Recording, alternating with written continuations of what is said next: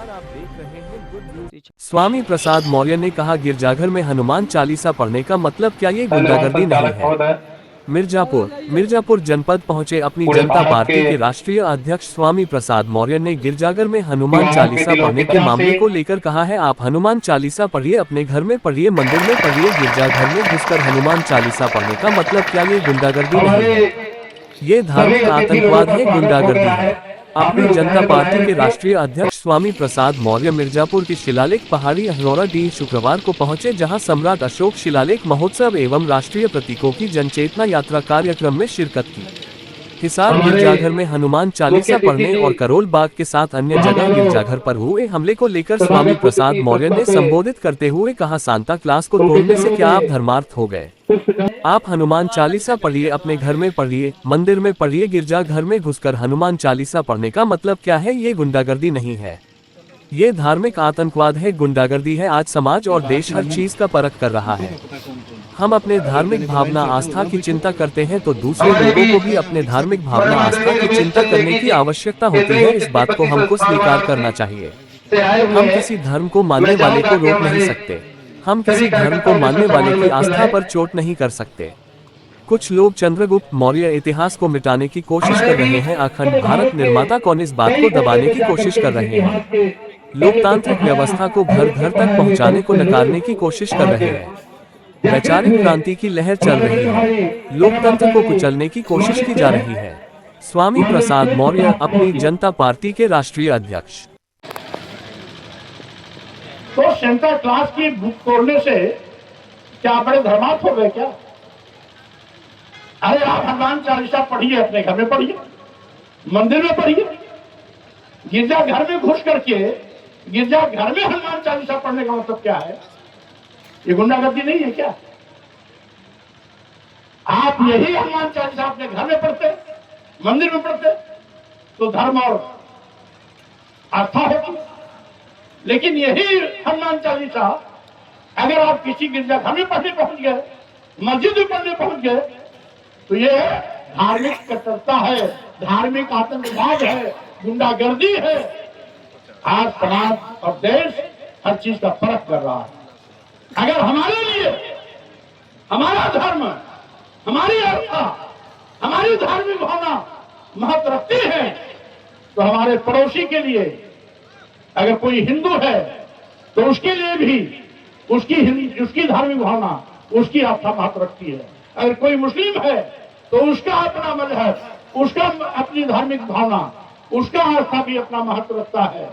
अगर ईसाई है तो वो भी अपनी धार्मिक भावना और अपनी आस्था में विश्वास करता है। अगर सिख है तो ग्रंथी साहब में, गुरु ग्रंथी में और ग्रंथी साहब में वो विश्वास करता है, उसकी भी वो आस्था है। यानी अगर हम अपने धार्मिक भावना और आस्था की चिंता करते हैं तो दूसरे लोगों को भी अपने धार्मिक भावना और आस्था की चिंता करने की आवश्यकता होती है। इस बात को आपको स्वीकार करना चाहिए। यह धर्मनिरपेक्ष देश है। गुना कोई स्थान संविधान में नहीं है, कानून में नहीं है। हम किसी धर्म को मानते हैं, यह आपका मामला हो सकता है लेकिन हम किसी धर्म को मानने वाले को रोक नहीं सकते हैं। हम किसी धर्म को मानने वाले की धार्मिक भावना के साथ खिलवाड़ नहीं कर सकते।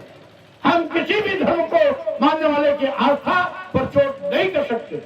हम की कोशिश करते हैं। आज कुछ लोग चंद्रगुप्त मौर्य के इतिहास को मिटाने की कोशिश कर रहे हैं। अखंड भारत का निर्माता कौन था, इस बात को दबाने की कोशिश कर रहे हैं। सम्राट अशोक ने किस तरीके से लोकतांत्रिक व्यवस्था को घर घर तक पहुंचाया था, इसको नकारने की कोशिश कर रहे हैं। कल्याणकारी सरकारें कैसे होती हैं, लोकतंत्र क्या होता है, अगर उसको पढ़ने की आवश्यकता है, जानने की जरूरत है, तो सम्राट अशोक के इतिहास को पढ़ना होगा, उनके शासनकाल को पढ़ना होगा, उनके राजपाट को जानना होगा, तब आपको मालूम होगा कि सही मायने में लोकतंत्र क्या है। लेकिन आज सत्ता में बैठे हुए लोग कहीं न कहीं इतिहास के सच को निकालने की कोशिश कर रहे हैं। साथियों, मैं कहना चाहता हूं, आज तो एक वैचारिक क्रांति की वेग चल रही, लहर चल रही। विशेष रूप से सोशल मीडिया के माध्यम से हम प्रायः देखते हैं कि नौजवानों में बहुत कुछ जानने की आज उत्सुकता बढ़ी है, पढ़ने की कोशिश भी कर रहे हैं, अध्ययन भी कर रहे हैं। वैचारिक लड़ाइयों में दो हाथ आगे करने की कोशिश भी कर रहे हैं। ये शुभ संकेत है, क्योंकि जो कौमें चुप रहती हैं, प्रतिकार नहीं करती हैं, स्वाभाविक रूप से उन पर जो अत्याचार होते हैं। आज लोकतंत्र को कुचलने की कोशिश की जा रही है। ये हमारी अतीत की गौरवशाली व्यवस्था रही। पूरे विश्व में लोकतंत्र की परिभाषा भारत से गई, तथागत बुद्ध से गई है, जब वो सिद्धार्थ से गई है, सम्राट चंद्रगुप्त मौर्य सम्राट अशोक से गई।